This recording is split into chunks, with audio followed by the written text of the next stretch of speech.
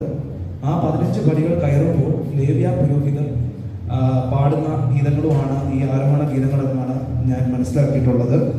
അപ്പോൾ ഇതിനെപ്പറ്റി നിങ്ങൾക്ക് കുറച്ചും കൂടെ ഒരു വ്യക്തത വരണമെന്നുണ്ടെങ്കിൽ ആവർത്തന പുസ്തകം അതിൻ്റെ 16-ാം അധ്യായം അതിൻ്റെ 16-ാമത്തെ വാക്യം നമ്മൾ വായിക്കുമ്പോൾ, നിന്റെ ദൈവമായ യഹോവ തിരഞ്ഞെടുക്കുന്ന സ്ഥലത്ത് നിന്റെ ആളുകളൊക്കെയും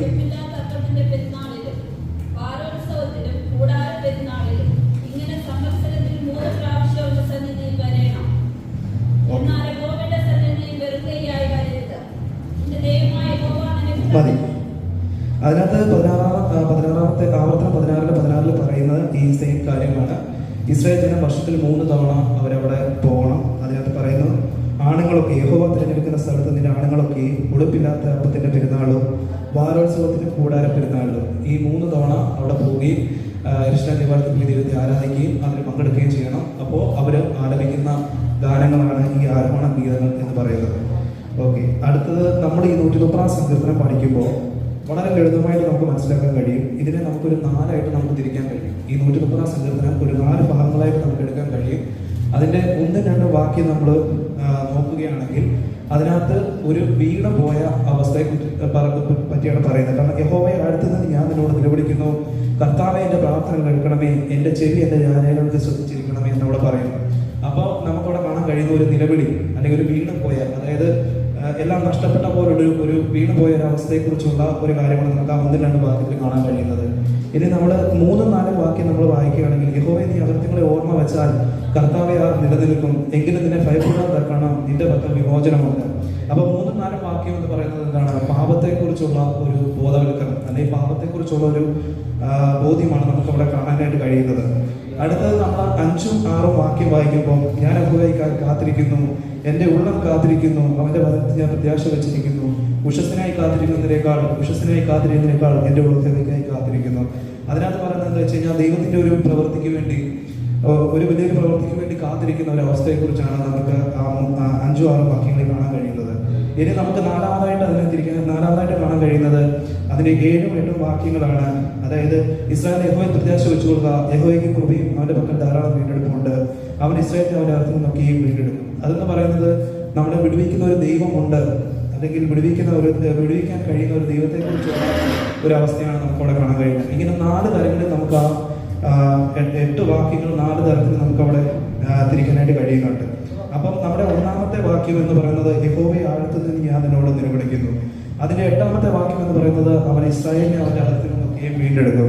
അപ്പൊ ഇത് ആഴത്തിൽ നിന്ന് തുടങ്ങി വീണ്ടെടുക്കുന്ന ഒരു അവസ്ഥയിലേക്ക് വരുന്ന ഒരു സങ്കീർത്തനമാണ് നമ്മൾ ഇന്നിവിടെ വായിച്ച സങ്കീർത്തനം. അപ്പൊ ഈ സങ്കീർത്തനത്തിൽ ഒരുപാട് 8 വാക്യങ്ങളെ ഉണ്ടെങ്കിലും അതിന് ഒരുപാട് അർത്ഥങ്ങൾ നമ്മുടെ മുന്നിലുണ്ട്.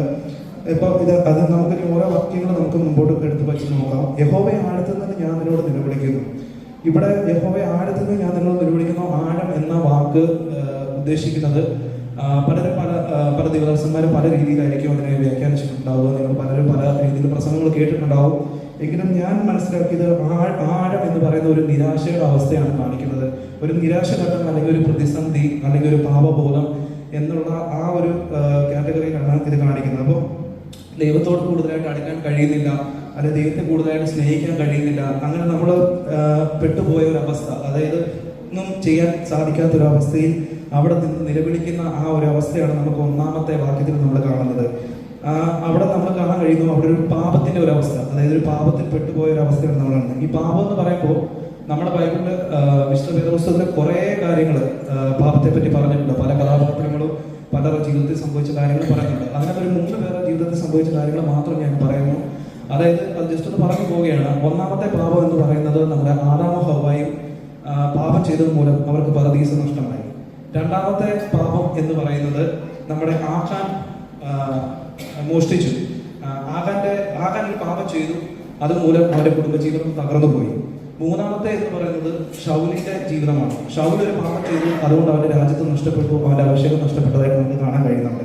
അപ്പം അതിന്റെ 1-ാമത്തെ വാക്യം എന്ന് പറയുന്നത് പാപത്തെ സംബന്ധിച്ചിട്ടുള്ള കാര്യങ്ങളാണ് നമ്മൾ സൂചിപ്പിക്കുന്നത്. ഇനി അതിന്റെ 2-ാമത്തെ വാക്യം എന്ന് പറഞ്ഞാൽ, കർത്താവെ എൻ്റെ പ്രാർത്ഥന കേൾക്കണമേ, എൻ്റെ ചെവി എൻ്റെ യാചനകൾക്ക് ശ്രദ്ധിച്ചിരിക്കണമേ. അപ്പോൾ 2-ാമത്തെ വാക്യം എന്ന് പറയുന്നത് ഒരു അപേക്ഷയാണ്. അതായത് താൻ പാപം ചെയ്തു പോയി, ഇനി ദൈവത്തോട് ചോദിക്കുകയാണ്, കർത്താവെ എൻ്റെ ആദ്യങ്ങളെ ശ്രദ്ധിക്കണമേ, എൻ്റെ അപേക്ഷകളെ ശ്രദ്ധിക്കണമേ എന്ന് പറയുന്നുണ്ട്. അതെന്ന് വെച്ച് കഴിഞ്ഞാൽ കർത്താവ് ഇതിനൊരു പ്രതിക്രിയ ചെയ്തില്ലെങ്കിൽ എനിക്ക് എന്ത് സംഭവിക്കും എന്നുള്ള ഒരു അവസ്ഥയിലേക്ക് പോകുന്ന ആ ഒരു അവസ്ഥയാണ് ആ രണ്ടാമത്തെ വാക്യത്തിൽ നമ്മൾ കാണുന്നത്. ഇനി അതിന്റെ മൂന്നാമത്തെ വാക്യം പറയുന്നത്, യഹോവയെ നീ അകൃത്യങ്ങളെ ഓർമ്മ വെച്ചാൽ കർത്താവെ ആർ നിലനിൽക്കുമെന്ന് അവിടെ പറയുന്നു. അതായത് ഇങ്ങനെ കർത്താവിന്റെ സന്നിധി ഇങ്ങനെ അകൃത്യങ്ങൾ ചെയ്ത് ഇങ്ങനെ പാപങ്ങൾ ചെയ്ത് കർത്താവിന്റെ സന്നിധി നിലനിൽക്കില്ല എന്ന് ആ സങ്കീർത്തനക്കാരൻ അവിടെ വ്യക്തമായി പറയുന്നുണ്ട്. അദ്ദേഹത്തിന് അതിന് ബോധ്യമുണ്ട്. അപ്പം ഇങ്ങനെ നിലനിൽക്കാൻ കഴിയില്ല. അതായത് ഇപ്പോൾ ഇങ്ങനെ അകൃത്യം പാപം ചെയ്തു കഴിഞ്ഞാൽ അത് ആ ദൈവസന്നിധി നമുക്ക് നിലനിൽക്കാൻ കഴിയുകയില്ല എന്നാണ് പറയുന്നത്. ആ അവസ്ഥ ഓർത്ത് ആ ഭക്തൻ പ്രാർത്ഥിക്കുന്നതാണ് നമുക്ക് ആ മൂന്നാമത്തെ വാക്യത്തിൽ നമുക്ക് കാണാൻ കഴിയുന്നത്. അപ്പോൾ ഇനി അടുത്തത് നമ്മൾ നാലാമത്തെ വാക്യമാണ് നമ്മൾ നോക്കുന്നത്. എങ്കിലും നിന്നെ ഭയപ്പെടാത്തക്കണം, നിന്റെ പക്കൽ വിമോചനമുണ്ട്.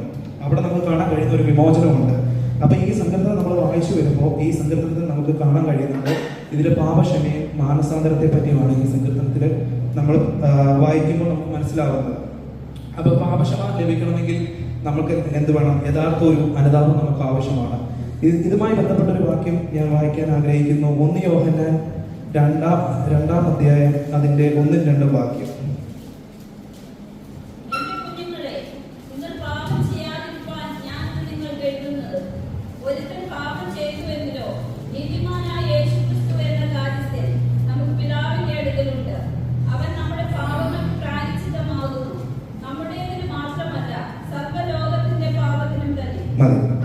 അതായത് ഇവിടെ പറഞ്ഞിരിക്കുന്നത് ഒരാൾക്ക് വേണ്ടി മാത്രമല്ല, സർവ്വലോകത്തിന്റെ പാപത്തിന് തന്നെ നമ്മുടെ പിതാവ് അവിടെ യേശുക്രിസ്തു അവിടെ പാപത്തിന് പ്രായശ്ചിത്തം ചെയ്യുന്നു എന്നാണ് അവിടെ കാണാൻ കഴിയുന്നത്. അപ്പൊ ഇവിടെ പറയുന്നത് നമ്മൾ ഇവിടെ പാപം ചെയ്തു, അവൻ നിലവിളിച്ചു, ദൈവത്തോട് യാചിച്ചു, അതിൽ അവന് വരുന്ന ശിക്ഷ അവൻ എന്താണെന്നുള്ളത് അവന് മനസ്സിലാക്കുന്നു. അത് കഴിഞ്ഞിട്ട് അതിന്റെ വിമോചനമുണ്ടെന്ന് മനസ്സിലാക്കുന്നു. അപ്പോൾ അങ്ങനെയാണ് അവരൊരു യഥാർത്ഥ ഒരു യഥാസ്ഥാപനം അല്ലെങ്കിൽ അതിലൊരു യഥാർത്ഥ ഒരു മാനസാന്തരം അവനിലേക്ക് വരുന്നു. അപ്പം ഈ യഥാർത്ഥമായ ഒരു അനുതാപം ഉണ്ടായാൽ മാത്രമേ ഒരു ഭയം അവനിൽ ഉണ്ടാവുള്ളൂ. അടുത്തൊരു പാപം ചെയ്യാൻ പോകുമ്പോൾ അവൻ ചിന്തിക്കും, അവൻ ചെയ്യുന്നത് തെറ്റാണ്, അല്ലെങ്കിൽ അവനൊരു അതിലൊരു ഭയം വരും. ഒരു ഭയം വരണമെന്നുണ്ടെങ്കിൽ യഥാർത്ഥമായ ഉള്ളൊരു ക്രമപ്പെടൽ ആവശ്യമാണ്. അതുപോലെ തന്നെ അതിന്റെ 5-6 വാക്യങ്ങൾ നമ്മൾ വായിക്കുമ്പോൾ അതിൽ നമുക്ക് കാണാൻ കഴിയുന്ന അതൊരു കാത്തിരിപ്പിന്റെ ഒരു അനുഭവമായിട്ടാണ് നമുക്ക് കാണാൻ കഴിയുന്നത്. ഉഷസ്സിനായി കാത്തിരിക്കുന്നു, ഞാൻ എപ്പോഴേക്ക് കാത്തിരിക്കുന്നു, എൻ്റെ ഉള്ളം കാത്തിരിക്കുന്നു, അവന്റെ വനത്തിൽ ഞാൻ പ്രത്യാശ വെച്ചിരിക്കുന്നു. ഉഷസ്സിനായി കാത്തിരിക്കുന്നതിനേക്കാൾ എൻ്റെ ഉള്ളക്കായി കാത്തിരിക്കുന്നു. ഇതിനകത്ത് പറയുന്ന ഒരു കാത്തിരിപ്പിന്റെ അനുഭവമാണ് പറയുന്നത്. നമുക്ക് ബൈബിളിൽ ഒരുപാട് കഥാപാത്രങ്ങളും ഒരുപാട് സംഭവങ്ങളും നമുക്ക് കാണാനായിട്ട് കഴിയും കാത്തിരിപ്പിന്റെ അനുഭവത്തിൽ. അതെന്നുള്ള ഒരു 2-3 കാര്യങ്ങൾ മാത്രം ഞാൻ പറഞ്ഞു പോകാനായിട്ട് ആഗ്രഹിക്കുന്നു. ഒന്ന്, നമുക്ക് ഏറ്റവും ഈ പറയാൻ പോകുന്ന കാര്യങ്ങളെല്ലാം നമുക്ക് വളരെ നമ്മൾ ഒരുപാട് തവണ കേട്ടിട്ടുള്ളതാണ്. ചിലതൊക്കെ നമ്മുടെ കഷ്ടത വരുമ്പോൾ, നമുക്ക് പ്രയാസം വരുമ്പോൾ, നമുക്ക് പ്രതികൂല സാഹചര്യങ്ങൾ വരുമ്പോൾ നമ്മൾ പാടുന്ന പാട്ടുകളുമാണ്. അതിന്റെ ഒന്നാമത്തേന്ന് പറയുന്നത് 40-ാമത്തെ സങ്കീർത്തനം അതിന്റെ 1-2 വാക്യങ്ങൾ.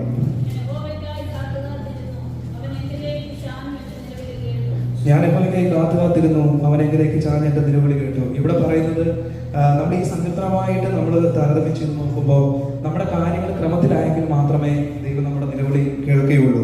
നമ്മൾ കണ്ണീരോടെ നമ്മൾ കാത്തിരിക്കണം. ഇവിടെ പറയുന്നു 40-ാം സങ്കീർത്തനത്തിൽ പറയുന്നു, ഞാൻ യഹോവയ്ക്ക് കാത്തിരുന്നു, അവനെങ്കിലേക്ക് ചാഞ്ഞ എന്റെ നിലവിളി കേട്ടെന്ന് പറയുന്നുണ്ട്. പക്ഷെ ഇവിടെ ഈ പാപത്തിന്റെ മോചനത്തിന് വേണ്ടി, അതായത് പാപക്ഷമയ്ക്ക് വേണ്ടി ആ ഭക്തൻ ദൈവത്തോട് യാചിച്ചുകൊണ്ടിരിക്കുകയാണ്. ആ ഒരു വിടുതൽ അവൻ ഉണ്ടാകണമെങ്കിൽ, അതിനൊരു മറുപടി ഉണ്ടാകണമെങ്കിൽ അവൻ യഥാസ്ഥാപനപ്പെടണം.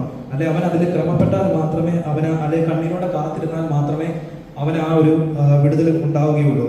അടുത്തതായിട്ട് നമുക്ക് നോക്കാൻ കഴിയുന്നത് 1 പത്രോസ് 5:6 അതുകൊണ്ട്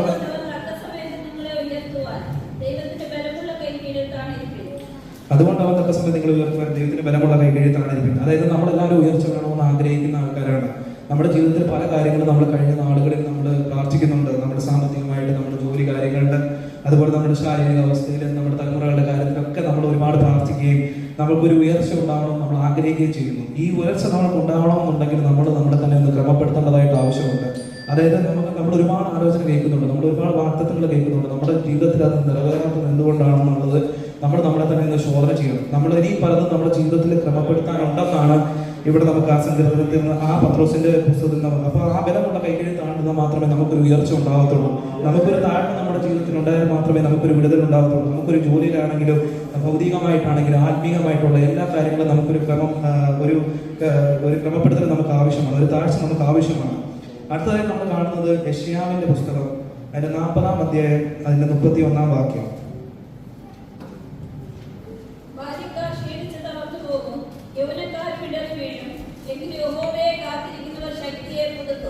ഇവിടെ നമ്മൾ കാണുന്നത് ഒരു കാത്തിരിപ്പിന്റെ ഒരു അനുഭവമാണ്. എങ്കിലും യഹോവയെ കാത്തിരിക്കുന്നവർ ശക്തിയെ പുതുക്കും എന്നാണ്. അവർ കഴുകന്മാരെ പോലെ ചിറകടിച്ച് കയറും, അവർ തളർന്നു പോകാതെ ഓടുകയും ക്ഷീണിച്ചു പോകാതെ നടക്കുകയും ചെയ്യും. ഈ നാളുകളിൽ നമ്മുടെ ജീവിതത്തിലൊക്കെ തളർന്നു പോകുന്ന ഒരു അനുഭവം അല്ലെങ്കിൽ ക്ഷീണിച്ചു പോകുന്ന ഒരു അനുഭവങ്ങളാണ് നമ്മുടെ ജീവിതത്തിലുണ്ട്. അതിനൊരു മാറ്റം വരണമെന്നുണ്ടെങ്കിൽ ദൈവം ആഗ്രഹിക്കുന്നു, നമ്മളിൽ ഒരു ശക്തി പകരണമെന്ന് ദൈവം ആഗ്രഹിക്കുന്നുണ്ട്. നമ്മൾ അതിനായിട്ട് വിട്ടുകൊടുക്കണം. നമ്മൾ അതിനായിട്ട് നമ്മുടെ പാപങ്ങളെ ഏറ്റുപറഞ്ഞ് അല്ലെങ്കിൽ നമുക്ക് ക്രമപ്പെടുത്താനുള്ള കാര്യങ്ങൾ നമ്മൾ ക്രമപ്പെടുത്തി ദൈവസന്നിധിയിൽ ഇരുന്നാൽ മാത്രമേ ദൈവത്തിന് നമ്മൾ എന്തെങ്കിലും ചെയ്യാനായിട്ട് കഴിയത്തുള്ളൂ. അതുപോലെ തന്നെ അതിന് നമുക്ക് കാണാൻ കഴിയുന്നുണ്ട്, മാളിക മുറിയിൽ കാത്തിരുന്നവരുടെ മേൽ ഒരു ശക്തി പകർന്നു എന്ന് നമുക്ക് വേദപുസ്തകത്തിൽ നമുക്ക് വായിക്കാൻ കഴിയുന്നുണ്ട്. അതുപോലെ നമ്മുടെ ജീവിതത്തിൽ വരുന്ന അവസ്ഥകൾ, ഈ തളർന്നു പോകുന്ന അവസ്ഥകൾ, അല്ലെങ്കിൽ നമ്മൾ കാത്തിരുന്ന് ക്ഷീണിച്ച അവസ്ഥകളിലൊക്കെ ദൈവം നമുക്ക് വേണ്ടി എഴുന്നേൽക്കും, ദൈവം നമുക്ക് ശക്തി പകരും എന്നാണ് നമുക്കവിടെ വായിക്കാൻ കഴിയുന്നത്. അടുത്തൊരു കാത്തിരിപ്പിന്റെ അനുഭവം നമ്മൾ വായിക്കാൻ പോകുന്നത് പുതിയ നിയമത്തിലാണ്. എബ്രായർ 9:28.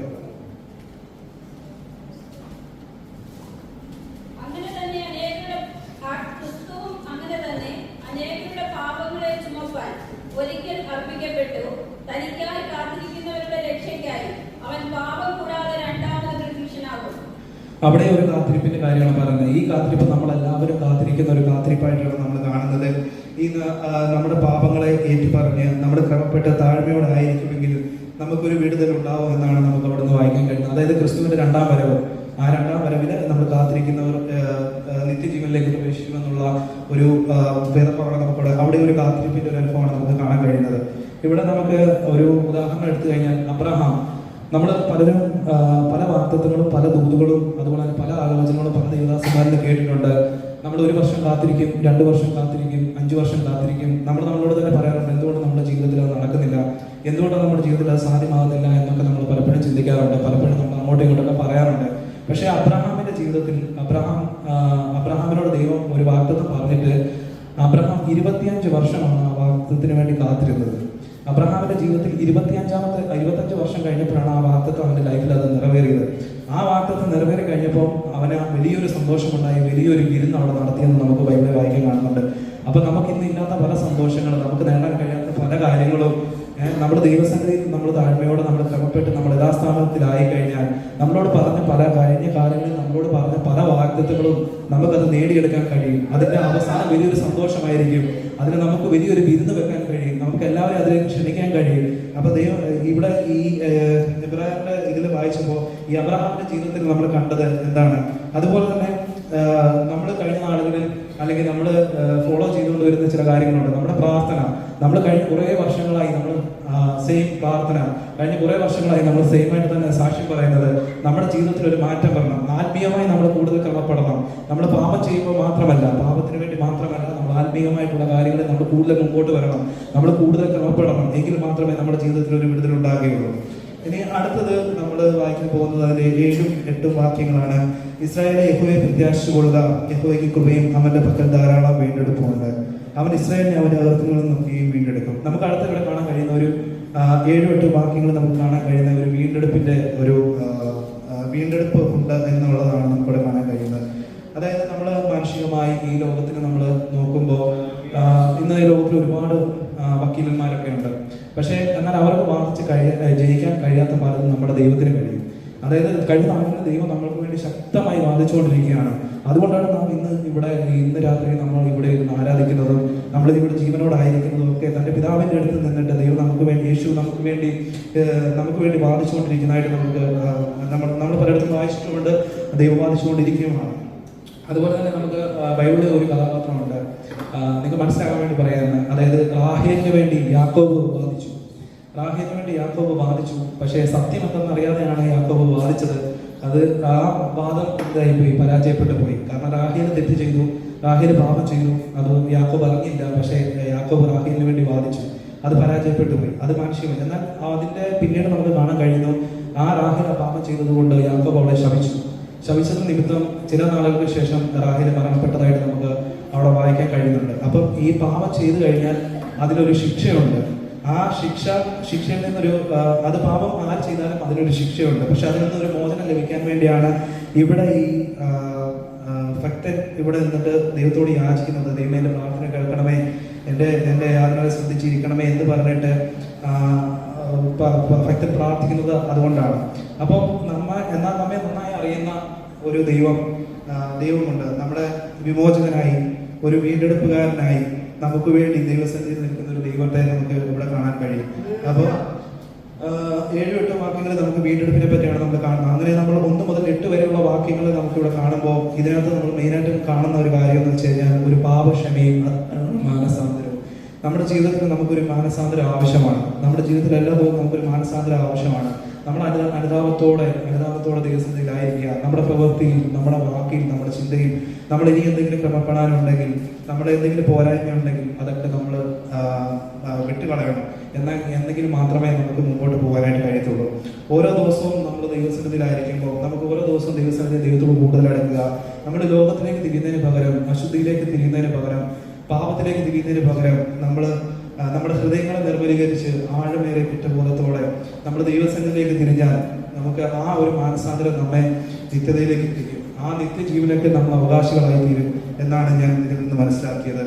അതിനായി സഹായിക്കണമെന്ന് നമ്മൾ ഓരോ ദിവസം പ്രാർത്ഥിച്ചുകൊണ്ട് ദൈവസന്നിധിയിൽ നമുക്ക് മുന്നേറാം. നമ്മുടെ ജീവിതം ഏറ്റവും